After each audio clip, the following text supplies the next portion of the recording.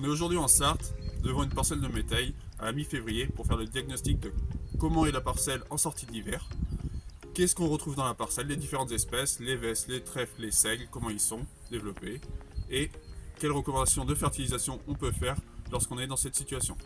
Allez, je vous invite à me suivre, on va regarder ce qu'il y a dans la parcelle.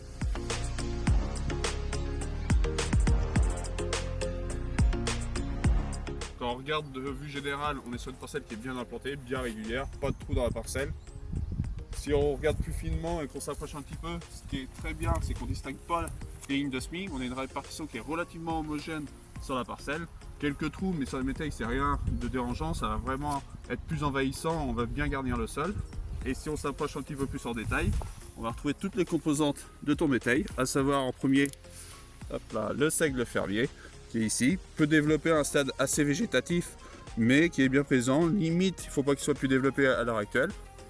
On va retrouver le trèfle incarnat, présent juste ici, les feuilles en forme de cœur, et si on cherche bien, on trouve aussi notre trèfle scorzum qui est peu développé à l'heure actuelle, parce qu'un peu plus tardif, mais on le retrouve bien dans le mélange, avec ses feuilles caractéristiques tout en long, notre trèfle scorzum qui va emmener un peu de biomasse en fin de cycle, et qui va permettre au mélange d'avoir du volume.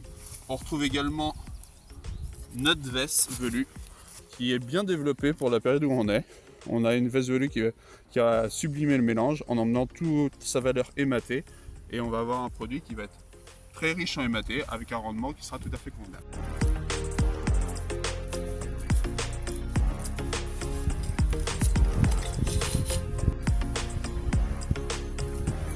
Tu vois les nodosités ici. Les petits points blancs, on a les nodosités du trèfle qui sont ici, alors encore peu activées parce qu'on a de couleur blanche, mais qui vont pas tarder à s'activer dès qu'on aura des températures suffisantes pour capter l'azote atmosphérique. Là, tout de suite, on n'a pas la même chose.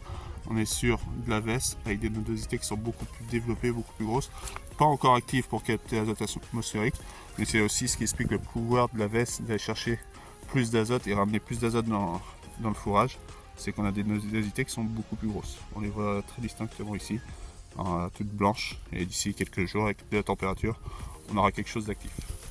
Maintenant qu'on a fait le diagnostic de ta parcelle, où on a vu qu'elle était bien implantée, qu'on a reconnu ce qu'il y avait dedans, à savoir les trèfles, la veste, le seigle, maintenant on se pose la question comment on la fertilise. La fertilisation pour moi va être relativement simple. Afin de développer les légumineuses, je te propose de mettre 30 unités de soufre, ce qui va permettre aux légumineuses de se développer et de ramener toute la valeur hématée, notamment à la veste qui va sublimer le mélange, et 30 unités d'azote pour booster un petit peu aussi le seigle et gagner en volume, et avoir à la fois un mélange qui aura du volume et de la qualité.